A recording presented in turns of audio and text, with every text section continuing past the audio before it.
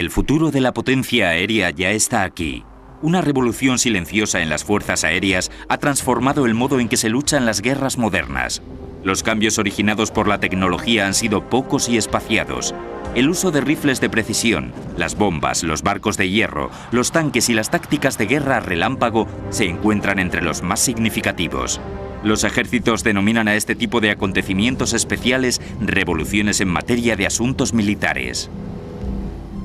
Yo he vivido 3 casos específicos de revoluciones en materia de asuntos militares. Uno es el radar, que fue desarrollado por los británicos. Otra revolución en materia de asuntos militares se produjo en los años 70 y principio de los 80. Es la tecnología stealth de los llamados aviones invisibles. Y diría que la tercera revolución es el vehículo aéreo no tripulado. El vehículo aéreo sin piloto, o UAV, de acuerdo con sus siglas en inglés, es el mayor avance que ha experimentado la aviación desde que se dotó de armas a los primeros biplanos y se les mandó a luchar a la Primera Guerra Mundial.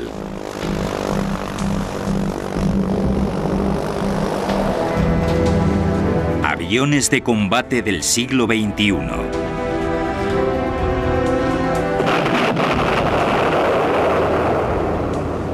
El vehículo aéreo no tripulado, o UAV, constituye el próximo paso en la evolución de la historia de los aviones de combate. Significa un gran salto tecnológico hacia adelante que rivaliza con el motor de reacción, los vuelos supersónicos y los propios combates aéreos. Pero, ¿qué son estas aeronaves y qué las hace tan especiales? Un UAV o UAV es un vehículo aéreo no tripulado que se define como cualquier tipo de aeronave que no lleve a nadie a bordo, que vuele sin piloto. Un UAV puede ser desde un avión de observación pasiva de lo que sucede en tierra hasta un agresivo caza de combate.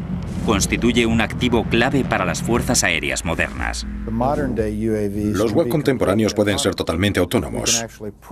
Podemos programar los ordenadores de a bordo para que arranquen, maniobren, despeguen, vuelen, cumplan una misión, vuelvan, aterricen, maniobren y se apaguen.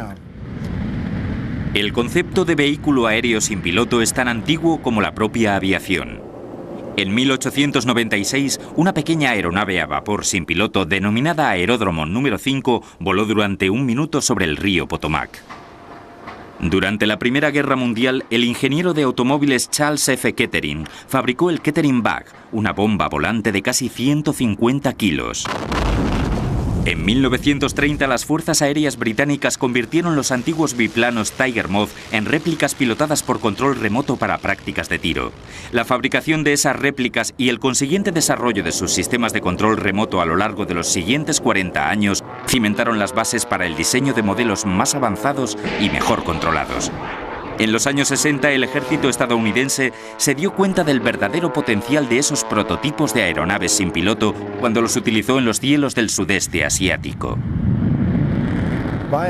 Muchos de los UAV que se emplearon eran réplicas de prácticas de tiro adaptadas para efectuar misiones de reconocimiento.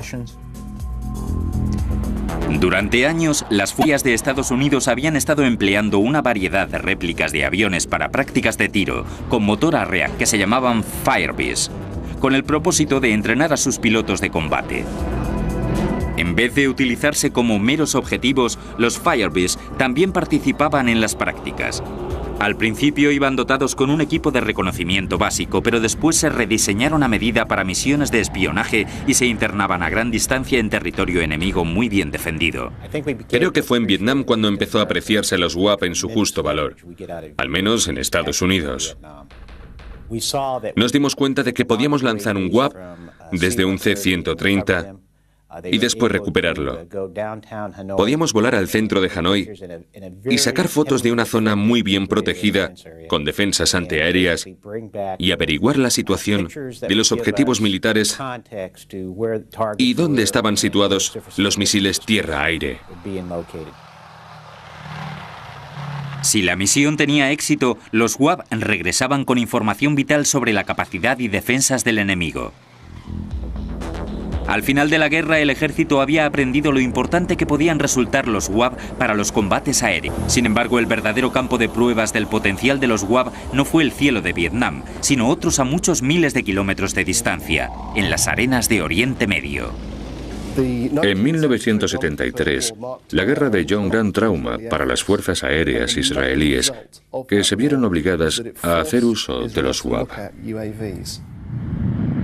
Como los sirios y los egipcios sabían que los aviones israelíes podían sembrar infantería y su artillería, centraron su defensa del frente en los misiles tierra-aire que actuaron eficazmente como un paraguas defensivo. Las fuerzas aéreas israelíes tuvieron que pagar un alto precio por esas defensas antiaéreas. Aproximadamente un tercio de los efectivos de las fuerzas aéreas israelíes. Cuando se multiplicaron las pérdidas, se enviaron desde Estados Unidos a Israel 36 aviones F-4 Phantom de las fuerzas aéreas estadounidenses para tratar de ayudar a las desesperadas y disminuidas fuerzas aéreas israelíes. Aunque Israel acabó ganando la guerra de Yom Kippur, el precio que tuvieron que pagar sus fuerzas aéreas fue inaceptablemente alto. Los israelíes aprendieron una gran lección. Hasta entonces no les habían derrotado nunca y se dieron cuenta de que en lugar de invertir en costosos aviones con fines arriesgados, debían invertir en sistemas de vuelo no tripulado.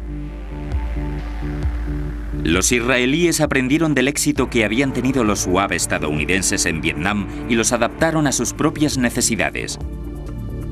A diferencia de la guerra de Vietnam, que tuvo lugar en una zona muy amplia, el conflicto de Israel con sus vecinos se reducía a unas áreas relativamente pequeñas. Pero ¿serían capaces estos simples diseños, con motores de pistón, aspecto de maquetas de aeromodelismo con control remoto, superar la prueba final de un auténtico combate?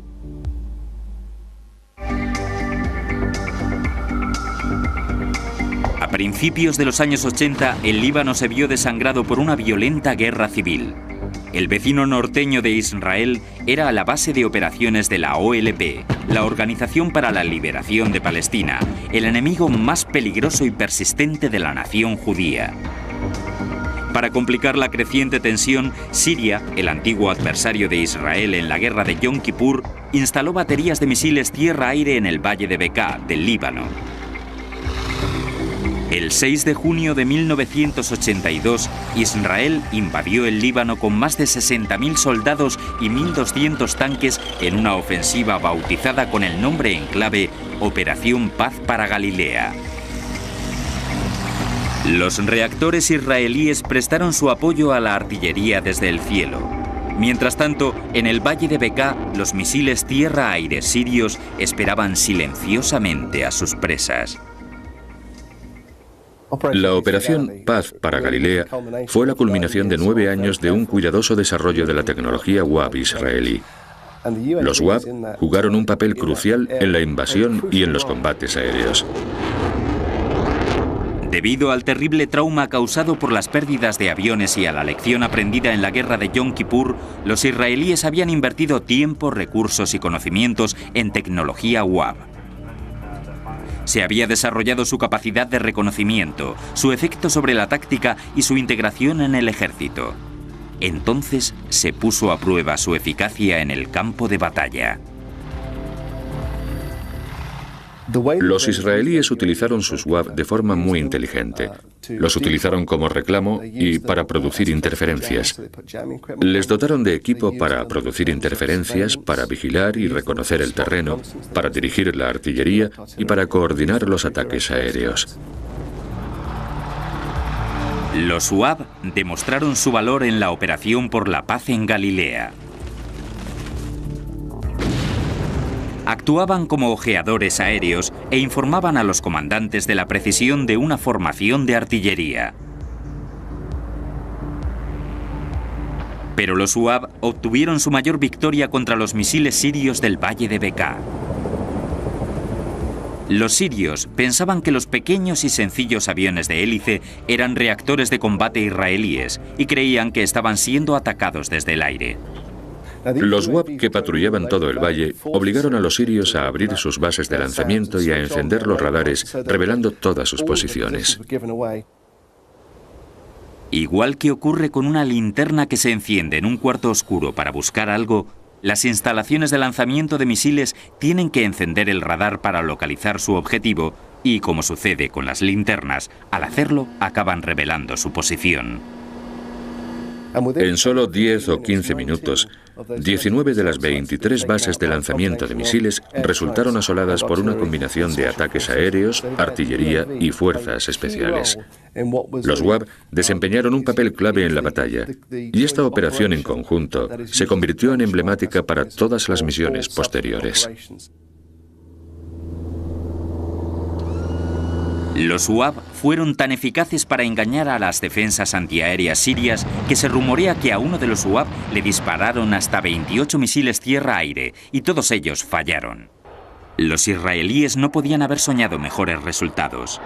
Fueron los primeros que se dieron cuenta de que podían utilizar los UAV para engañar a las defensas antiaéreas y obligarlas a revelar su posición sin tener que arriesgar sus costosos aviones de combate.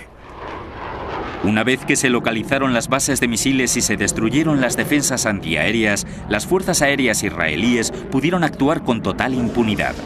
Los aviones sirios fueron una presa fácil para los israelíes. El ratio de intercambio de disparos fue de 80-0. Las fuerzas aéreas israelíes fueron capaces de derribar prácticamente todo lo que les atacaba de forma casi ilimitada. Creo que ese conflicto sirvió de ejemplo del uso de los UAV y del valor que tienen para los combates. De hecho, poco después, en 1985, el ejército estadounidense compró al ejército israelí el Pioneer. Desde entonces hemos contado con esta tecnología y la hemos aplicado en muchas ocasiones en conflictos armados de todo el mundo. El Pioneer es un UAV muy sencillo. Lleva alas fijas y el motor montado en la parte trasera. Es capaz de llevar una batería de sensores que localizan objetivos, los identifican, recogen información y se la pasan a un sistema de apoyo al ataque directo o indirecto. El Pioneer no despega de un aeropuerto convencional o de la cubierta de un portaaviones. En su lugar, se le catapulta desde una rampa de lanzamiento y para aterrizar se deposita dentro de una red de recuperación. Para la Marina de Estados Unidos eso significa que solo puede utilizarse en los buques más grandes de la Armada. Los desplegamos a bordo de lo que nosotros llamamos buques de categoría L, como portahelicópteros de cubierta grande y buques de transporte de tropas, pero también en barcos de guerra, como se hizo en la operación Tormenta del Desierto. Los lanzamientos de UAV desde aviones durante la Guerra del Golfo y el desarrollo de programas especiales como el sistema británico Phoenix significan que la localización de artillería ya no está en manos de aviones muy vulnerables como los Bird Dog de Vietnam. Era un trabajo peligroso y muy expuesto que se cobraba muchas vidas. Como había ocurrido en la Operación Paz para Galilea, la Guerra del Golfo supuso un rito de iniciación para el Pioneer. Poco después del comienzo de la Operación Tormenta del Desierto, las tropas iraquíes se dieron cuenta de que cuando escuchaban el zumbido de un avión pequeño, poco después se verían atacados por la artillería o las fuerzas aéreas. En 1991, varios buques de la Armada de Estados Unidos anclaron al norte del Golfo de Persia para lanzar un devastador bombardeo sobre objetivos en la costa y en el interior ocupado por Irak. Ese ataque letal pasó a la historia gracias a la intervención de los UAV. Entre las salvas disparadas sobre la isla de Failaka por el legendario buque de la Armada estadounidense Missouri, un grupo de soldados iraquíes primero escuchó y luego vio cómo le sobrevolaba el vehículo aéreo no tripulado Pioneer número 159. Cuando esas tropas enemigas escucharon o vieron un UAV, enseguida se aseguraron por todos los medios de no exponerse a la artillería o ataques aéreos que venían a continuación. Sacaron una bandera blanca, se rindieron y se entregaron como prisioneros a los marines. Seguramente fueron las primeras tropas que se rindieron ante un avión sin tripulantes en la historia bélica. A lo largo de la Guerra del Golfo, el Ejército, la Marina y el Cuerpo de Marines de Estados Unidos enviaron Pioneers a un total de 313 misiones, que volaron durante unas 1000 horas. En todas esas misiones, solo uno de ellos resultó derribado. Los sensores de vídeo en tiempo real que mostraban la precisión de los bombardeos, la localización de objetivos y la rendición de iraquíes fueron herramientas muy importantes para los comandantes de tierra y mar. Aunque son un rasgo integral de todos los vehículos aéreos no tripulados, las cámaras de vídeo son solo una pequeña parte del desarrollo sensorial de los UAV. En Vietnam, la capacidad de reconocimiento de los UAV se limitaba a sacar fotos fijas que luego había que llevar a los centros de mando en los barcos para revelarlas. En Israel, la capacidad de reconocimiento se había ampliado a imágenes de televisión en tiempo real, pero solo si era de día y hacía buen tiempo. Cuando estalló la Guerra del Golfo, la tecnología sensorial de los UAV había avanzado muchísimo. Un complejo equipamiento óptico permitía operar a los sensores en todo tipo de condiciones. Llevaban todo lo requerido para captar imágenes en cualquier clima. Sistemas electro-ópticos, equipos de rayos infrarrojos, radar de apertura sintética y conexión de vídeo. Podían verlo todo de día o de noche, bajo cualquier condición meteorológica. Con su amplia selección de sensores diurnos, nocturnos y para cualquier tipo de clima, el UAV es la aeronave ideal para efectuar misiones de reconocimiento. Y lo que es más importante, ya no hace falta reconvertir reactores de combate para misiones de reconocimiento sin armamento.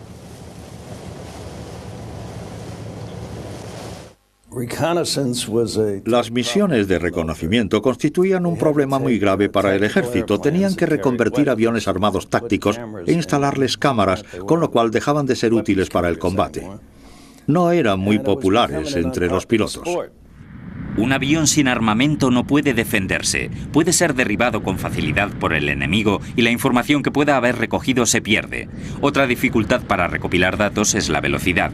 Los aviones de reconocimiento vuelan deprisa y a gran altura y pueden pasar por alto ciertos objetivos vitales. Los aviones de reconocimiento clásicos vuelan a gran velocidad y puede que no vean algún objetivo, pero si se mantienen volando durante periodos muy largos, es más fácil que observen más cosas. La primera y nueva generación de vehículos aéreos no tripulados, diseñada con ese propósito, fue la heredera de los UAV israelíes y norteamericanos de la Guerra del Golfo que la había precedido. El propietario de General Atomics quería introducirse en el negocio de los UAV. Fabricamos un prototipo de demostración llamado GNAT 750. El GNAT 750 se fabricó para la CIA de Estados Unidos. El objetivo para el que se diseñó fue la vigilancia y captación de primeros planos en detalle del conflicto que entonces se estaba produciendo en Yugoslavia.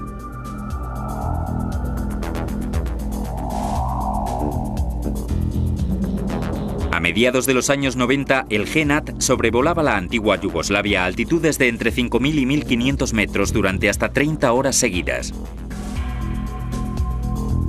El éxito del GNAT durante el conflicto yugoslavo condujo a la creación de un nuevo UAV. El nombre con el que se bautizó a esta versión perfeccionada fue Predator. El Predator se desplegó por primera vez en los Balcanes a principios de 1995.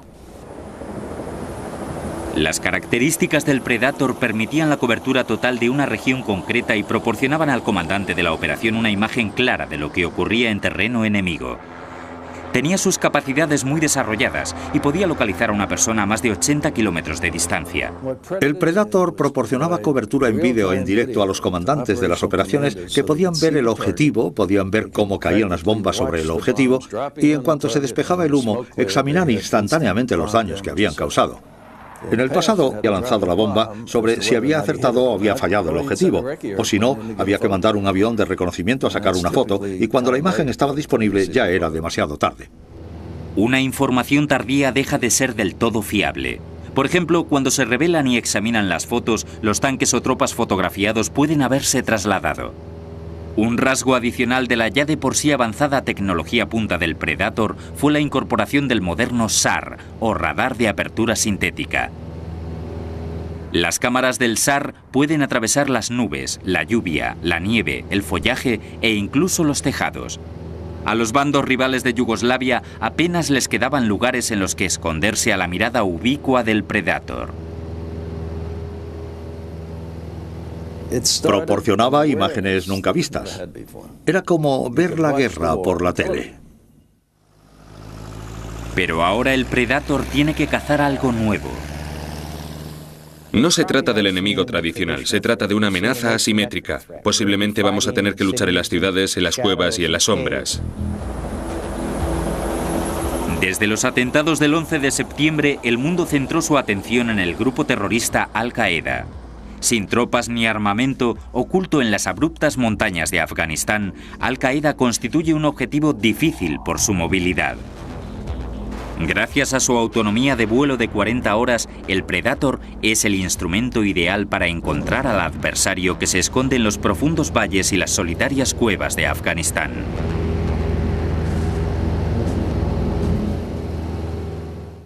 Los últimos UAV, los Predators, han estado localizando objetivos y alimentando a los aviones de combate AC-130 con imágenes de vídeo en directo. Ahora un avión de combate AC-130 que se dirige a un objetivo puede ver en vídeo ese objetivo que ha identificado previamente un Predator. Dispone de sus coordenadas de latitud y longitud y de imágenes de vídeo en color y en tiempo real, así que cuando llega allí solo tiene que disparar.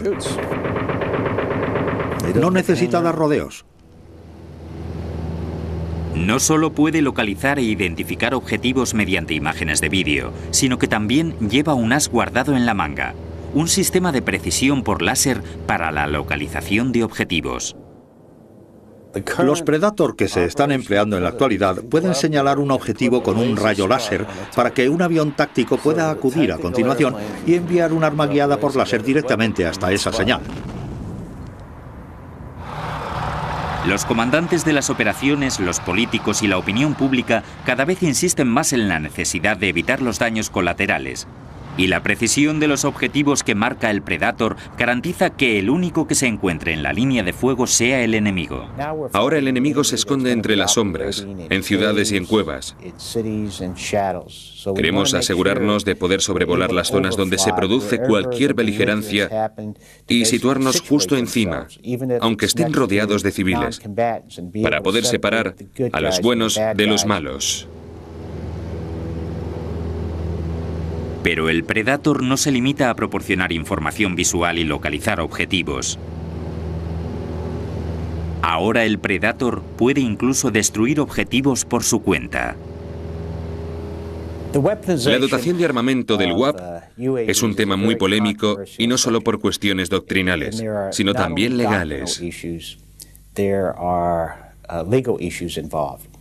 Los UAV, según cómo se contemplen, podían estar encuadrados dentro del régimen de control de tecnología de misiles. Existen varios tratados que intentan limitar los arsenales del mundo y se teme que los UAV puedan ser considerados misiles ilegales. Hemos firmado el Tratado de Control de Tecnología de Misiles, pero hay que diferenciar entre misiles y entre vehículos aéreos no tripulados.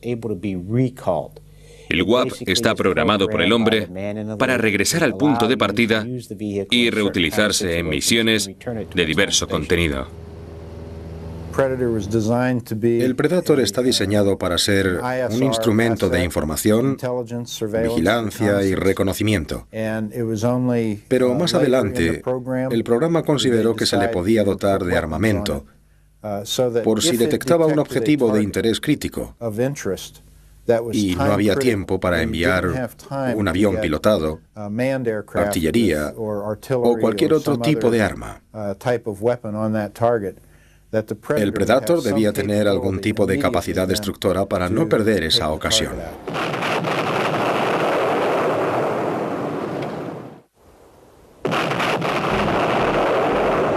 La guerra contra el terrorismo impulsó al ejército a dotar al Predator con misiles aire-tierra. Pasó de ser una eficaz herramienta de reconocimiento a convertirse en un arma letal. Ahora tenía capacidad no solo para localizar objetivos, sino también para atacarlos y destruirlos de forma independiente. La primera vez que el Predator se utilizó en un combate fue en la campaña afgana. Como el misil Predator está diseñado para destruir objetivos de tipo tanque y artillería, el misil Hellfire constituía su arma de elección natural. El Predator es un agente clave en la guerra contra el terrorismo. En la guerra de Afganistán hubo 2 Predator volando permanentemente las 24 horas del día durante 7 u 8 meses. A pesar de su éxito, el Predator no fue el único UAV que sirvió en la guerra de Afganistán. El Global Hawk, equipado con motor de reacción que vuela a una altitud de 20.000 metros, constituye otro par de ojos aún más valioso para el ejército estadounidense. La idea fue enviar el mismo tipo de avión sin tripulante a una altitud muy superior para efectuar básicamente misiones parecidas. La presencia del Global Hawk sobre Afganistán proporcionó a las tropas norteamericanas una visión inédita del campo de batalla. Este UAV vuela al doble de altura que los aviones civiles. Tiene una envergadura de ala de casi 35 metros y puede escanear superficies de hasta 120.000 kilómetros cuadrados. Desde la gran altura a la que vuela puede distinguir tipos de vehículos, aeronaves y bases de misiles. Si el Predator puede registrar una zona, el Global Hawk puede examinar un país entero. Estamos anonadados por el éxito del Global Hawk. Es un avión muy estable. En Afganistán cumplió 18 misiones. La autonomía de vuelo de 36 horas seguidas del Global Hawk, combinada con su equipamiento sensorial de alta tecnología, significan que la vigilancia y el reconocimiento pueden mantenerse las 24 horas del día, 7 días a la semana. Eso supone que el enemigo ya no tiene dónde esconderse. El nivel de automatización del Global Hawk significa que se encuentra perpetuamente disponible para acudir a cualquier lugar donde se le necesite.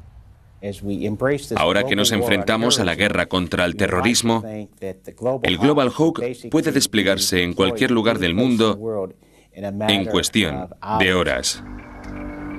Con la capacidad de volar a cualquier parte del mundo gracias a sus sistemas preprogramados, el Global Hawk resulta extremadamente versátil en lo que respecta a dónde puede enviarse y la preparación que necesita.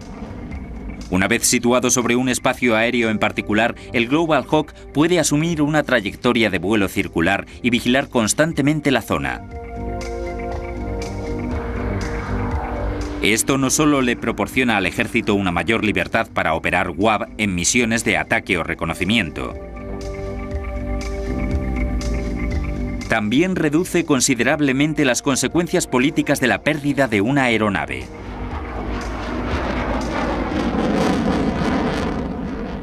No podemos arriesgar vidas ni permitir que se capturen prisioneros y que la CNN y otras emisoras del mundo lo utilicen en contra de nosotros. La principal ventaja de los UAV es que eliminan el factor humano. Lo que hemos conseguido es eliminar la coletilla de si es necesario y lograr que nunca sea necesario arriesgar vidas en este tipo de misiones. En 1995, el capitán Scott O'Grady, piloto de un F-16, fue derribado en los Balcanes y la consiguiente misión de búsqueda y rescate duró 6 días y supuso una gran crisis. El regreso sano y salvo del piloto se celebró como un gran éxito político y militar. Si se derriba un Predator o un Global Hawk, aparece un poco en las noticias, pero enseguida se olvida. Como los UAV minimizan las amenazas potenciales a las tripulaciones aéreas, los aviones no tripulados representan una opción política y económica más segura y atractiva. Los UAV son más pequeños y más baratos de fabricar. La formación se puede hacer con un ordenador. Con ese nivel de automatización, los requisitos que necesita el operador de UAV para efectuar esas operaciones o para perfeccionarlas se ven reducidas drásticamente.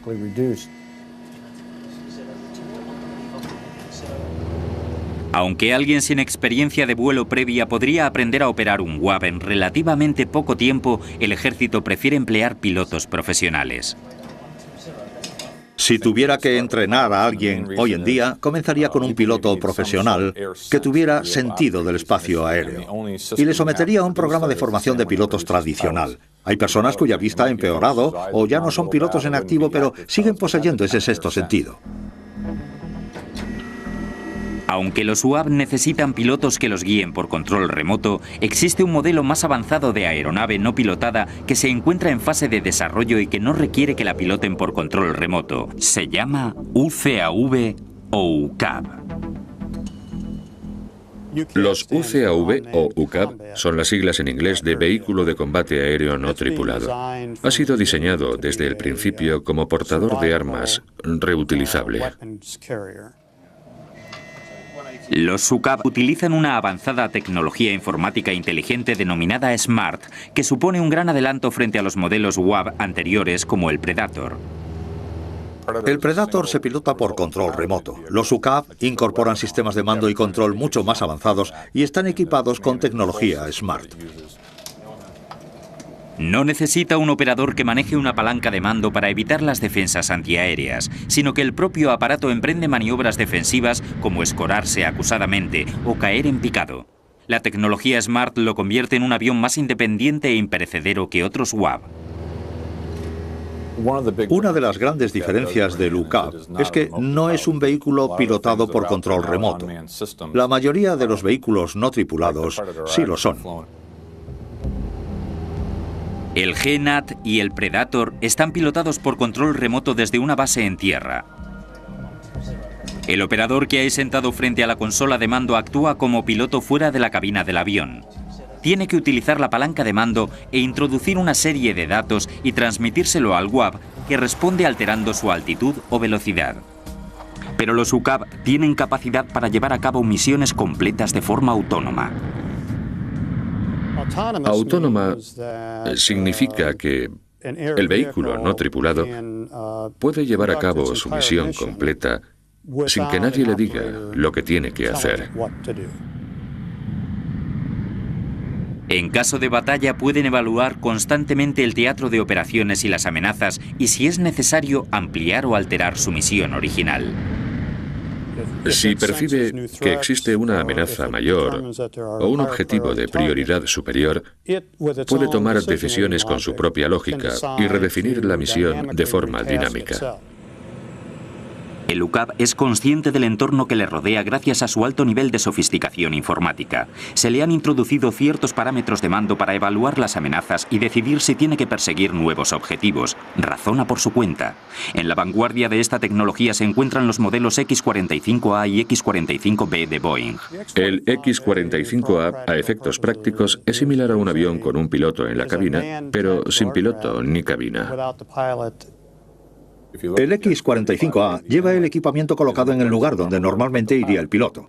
Los UCAV se aprovechan de la gran ventaja que supone no llevar a nadie a bordo. Al prescindir del piloto, se ahorra entre un 30 y un 40% del peso. No hay que colocar asientos de eyección, ni sistemas de oxígeno, ni otras protecciones. Y además, no hay que diseñar toda la aeronave en torno al habitáculo del piloto. En teoría, podemos diseñar un UCAV con una tolerancia a las fuerzas de la gravedad de 20 o 30 Gs, mientras que en un avión de combate pilotado habría que reducirla a 8 o 9 Gs por culpa del factor humano. La gravedad o fuerza G que tira del cuerpo del piloto durante un giro brusco pueden ocasionarle una pérdida de consciencia. Los UCAV pueden alcanzar niveles de maniobrabilidad impensables para un piloto. Su construcción ya no depende de la presencia del piloto, el factor decisivo es la misión para la que está planeado. El diseño de un vehículo aéreo no tripulado se plantea en función de la misión que tiene encomendada. Al no tener piloto, el ejército y el gobierno no dudan en enviarlos a la vanguardia de los aviones pilotados. El X-45 está diseñado para apoyar a las fuerzas aéreas, inutilizando las defensas antiaéreas y las instalaciones de lanzamiento de misiles tierra-aire. La misión del X-45 es allanar el terreno a los futuros ataques aéreos. Detectan e inutilizan sistemáticamente las bases de misiles antiaéreos más peligrosas, con lo cual los aviones pilotados pueden intervenir a continuación sin correr el riesgo de ser derribados. El X-45 con propulsión a chorro y los UCAV del futuro proporcionan un rendimiento que los hace ideales para cumplir con su función. Tal como yo lo veo, el papel primordial de los UCAV en una contienda armada de alta intensidad es suprimir las defensas antiaéreas del enemigo. Los UCAV están diseñados para combatir a un adversario más exigente y penetrar hasta el fondo de sus defensas antiaéreas. La razón por la que los UCAV resultan ideales para este propósito es que contamos con muchos enemigos equipados con lo que denominamos misiles de 2 dígitos, misiles tierra-aire de fabricación soviética. Los misiles tierra-aire de tecnología punta de los que disponen son increíblemente rápidos y de muy largo alcance. Las bases de misiles de los países hostiles podrían atacar a los aviones de Estados Unidos antes de que despegasen de sus bases aéreas. Incluso podrían atacar a aeronaves que volasen desde portaaviones. La potencia y efectividad de esos misiles hace imprescindible que los primeros en acudir en esos casos sean los aviones no tripulados para evitar arriesgar vidas innecesariamente. Atacar esas instalaciones es muy complejo y muy peligroso. La tecnología de los UCAV nos permite no tener que poner en peligro la vida de nadie. Aquí es donde interviene la alta tecnología que invisibiliza a los Boeing X-45 y les permite acercarse sin ser detectados para localizar y erradicar las bases de misiles. Aunque el X-45 supone un gran avance en materia de tecnología militar y potencia aérea, ha tomado prestadas muchas de sus ideas de proyectos anteriores. Un concepto previo que se incorporó a su diseño fue la tecnología Stealth. Los X-45 son vehículos de combate aéreo, no tripulados, diseñados para pasar desapercibidos. La tecnología Stealth no significa ser invisible como avión, sino resultar casi imperceptible a los radares. Los aviones invisibles llevan carrocerías y revestimientos que minimizan el reflejo de la energía de los radares. En realidad, algunos de los materiales empleados en su diseño absorben dicha energía. El resultado es que apenas son detectables por los radares. Los aviones furtivos son muy difíciles e incluso imposibles de detectar por el enemigo. Y si no se les detecta, no se les puede disparar misiles. La tecnología Stealth va a continuar jugando un papel clave en el diseño de UAV o UCAV que están concebidos para penetrar en zonas de alto riesgo. Se pueden utilizar en los primeros días o incluso en las primeras horas de una guerra de alta intensidad. Junto a la invisibilidad para ayudar a los UCAV a penetrar en territorio enemigo sin ser detectados, hay otra característica de los aviones de combate que el ejército ha incorporado a los vehículos aéreos no tripulados. Se trata de las armas de precisión. Vamos a definir lo que son armas de precisión. En el pasado se decía que un arma era precisa si acertaba el tiro con un margen de error de 100 metros. Hoy esa distancia se ha reducido a los 7 metros e incluso si rizamos el rizo a los 3 metros del objetivo. El uso concertado de armas de precisión modernas se remonta a la guerra de Vietnam, durante la que se desarrolló la bomba de precisión que se dirigía a un punto concreto señalado con un rayo láser. El primer éxito de una bomba guiada por rayo láser se obtuvo en 1972 con la destrucción del puente Mandíbula de Dragón. Sin embargo, no fue hasta la Guerra del Golfo en 1991 cuando el mundo contempló lo efectivas que podían ser. Si recuerdan la operación Tormenta del Desierto, en las primeras 24 horas destruimos 150 objetivos. Si se compara con la Segunda Guerra Mundial, lo que se logró en Irak con un solo avión, habría requerido unos 2.000 aviones en Europa. En contraste con los ataques en masa de la Segunda Guerra Mundial, el desarrollo de armas de precisión significó que ya no hacía falta saturar de potentes bombas una zona para destruir un solo objetivo. Ahora las bombas se han vuelto mucho más precisas y utilizan sistemas de posicionamiento global o GPS, con lo cual para destruir un objetivo solo hace falta un único avión y una única bomba. Este tipo de bomba se llama de pequeño diámetro. La bomba de pequeño diámetro surgió cuando se descubrió que gracias a la precisión del GPS, el margen de error ya no se medía en metros, sino en centímetros, y no era necesario infligir grandes daños para destruir un objetivo concreto. Permite obtener los mismos resultados llevando menos bombas a bordo y ocupando menos espacio. Se tienen más posibilidades de éxito con menos armas.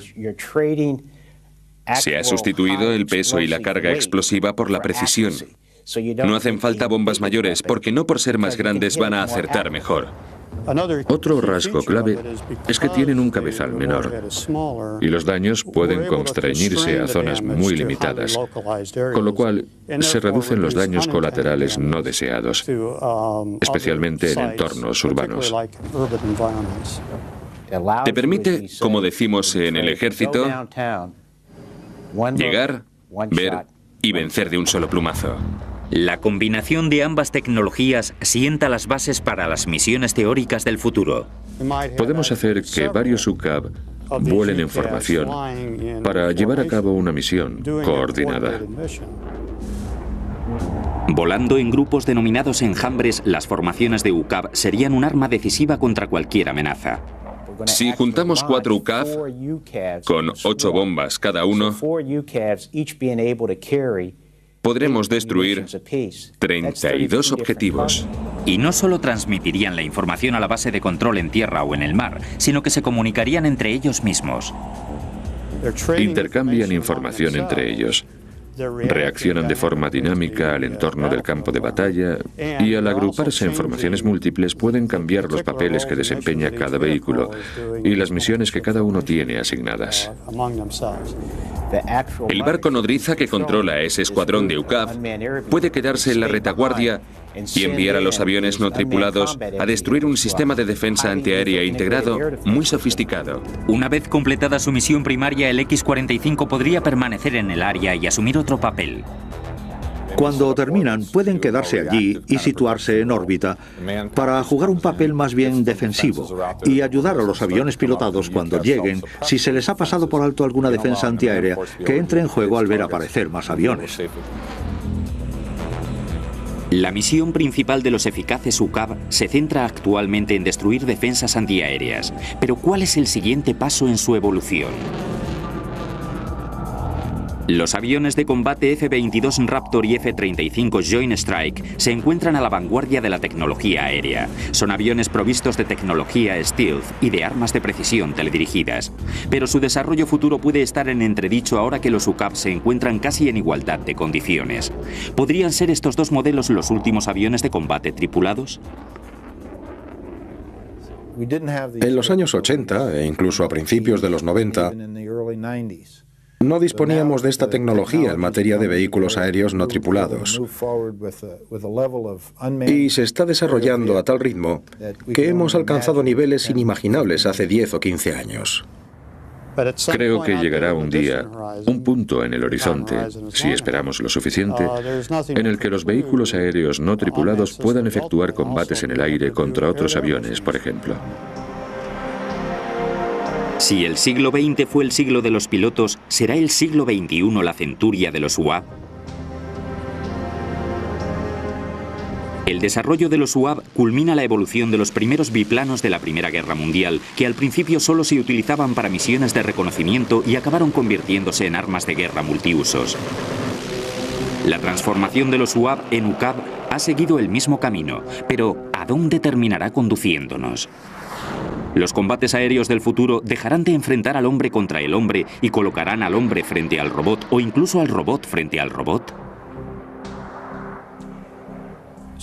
Creo que en el futuro es posible que existan unas fuerzas aéreas robóticas. A pesar de los avances de los UAV y los UCAV, al final es el soldado de infantería quien desempeña el papel clave en las guerras. Sin embargo, ese soldado de infantería ordinario, con ayuda de los UCAV, está a punto de convertirse en extraordinario.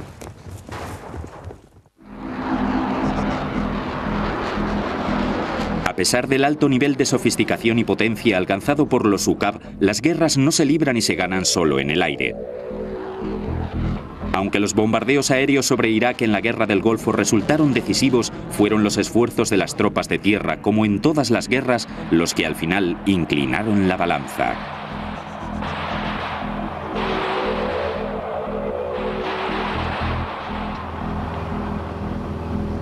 Aunque los UAV y los UCAV son capaces de prestar apoyo a la infantería, la marina u otros aviones, localizando y neutralizando las posibles amenazas, existe una herramienta más que también puede resultar decisiva: el micro-UAV. Vienen en paquetes muy pequeños que puede llevar un soldado en su mochila. Están diseñados para mirar a la vuelta de la esquina o por la ventana de un segundo piso en un entorno de guerra urbana. En la Segunda Guerra Mundial, las sangrientas batallas de Stalingrado y Berlín sirvieron de ejemplo de lo complicados y traicioneros que podían ser los combates urbanos. Cualquier edificio constituía un potencial bastión del enemigo, y los ejércitos se veían arrastrados a una feroz lucha sin cuartel por cada metro cuadrado de ruinas.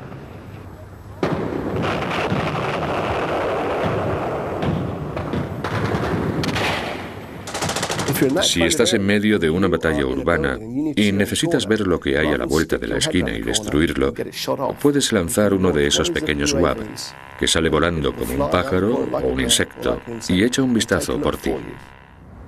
Los micro-UAV pueden transmitir imágenes a una pantalla y no solo ayudar a un pelotón de soldados en un ambiente urbano, sino también actuar como una especie de recolector de información permanente y discreto.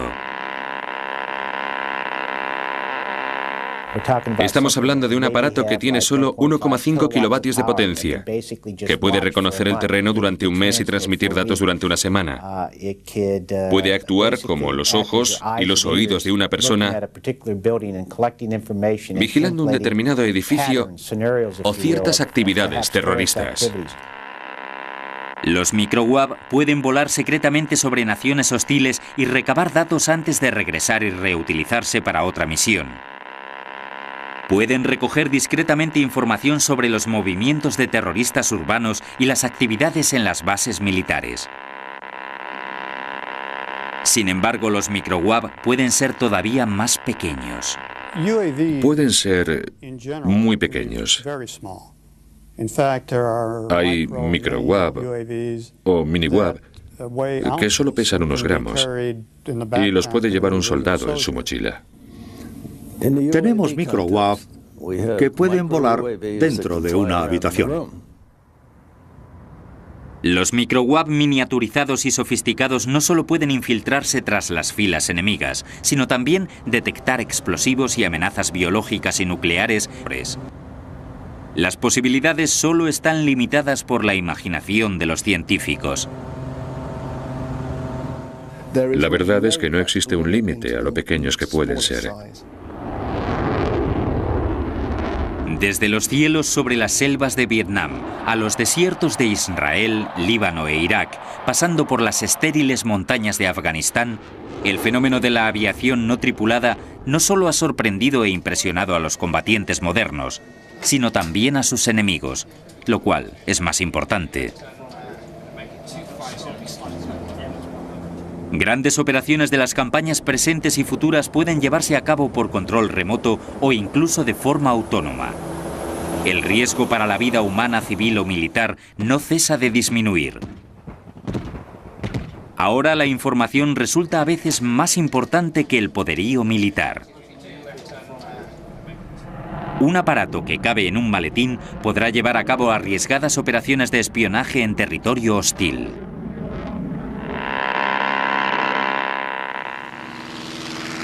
Es un gran contraste con la situación a principios del siglo XX. Hace 100 años, los mandos militares se burlaban de la idea de que un día los pilotos y sus máquinas voladoras pudiesen intervenir en las guerras. En 1911, un respetado militar francés, el general Foch, dijo: «La aviación está bien como deporte, pero es inútil para el ejército».